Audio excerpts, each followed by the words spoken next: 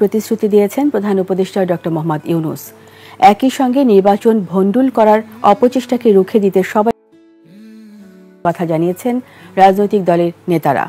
একই সঙ্গে দেশের আইন শৃঙ্খলা স্বাভাবিক রাখতে প্রধান উপদেষ্টাকে আহ্বান জানিয়েছেন তারা। আরও জানাচ্ছেন শফিকুল ইসলাম।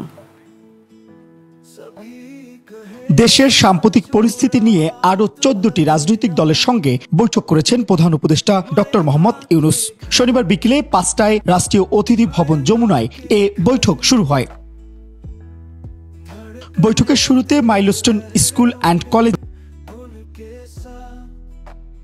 মিনিট নিরাপত্তা পালন ও মোনাজাত অনুষ্ঠিত হয়।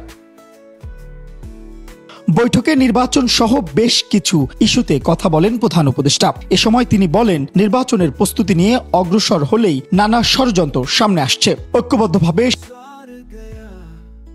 তিনি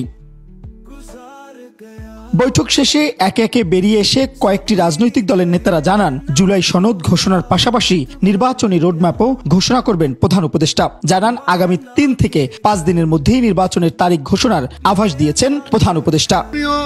প্রধান উপদেষ্টা ক্যাটেগরিক্যালি উনি বলেছেন,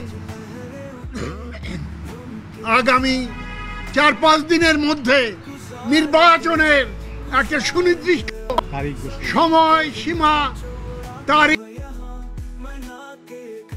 প্রত্যেকটা রাজনৈতিক দলের প্রধান মিশনই হচ্ছে নির্বাচন, এবং এই 17 বছর কিন্তু আমরা নির্বাচনের জন্যই আন্দোলন করেছি, সংগ্রাম করেছি। এই যে আওয়ামী দোসররা সব জায়গায় যেগুলো সৃষ্টি করতে চেষ্টা করছে, এগুলো একত্রিতভাবে যেমন আমরা মোকাবেলা করতে চেষ্টা করেছি এর আগেও, এখন আরো শক্ত হাতে এগুলো সব দমন করার জন্য একত্রিতভাবে আমরা কাজ করব। রাজনৈতিক দলগুলোর নেতারা আরো বলেন, সরকারি প্রতিষ্ঠানের ভিতর থেকে ফ্যাসিবাদের লোকদের তাড়াতে হবে, নয়তো সুষ্ঠু নির্বাচনে প্রতিবন্ধকতা আসতে পারে। আমরা সহযোগিতা করতেছি ওনাকে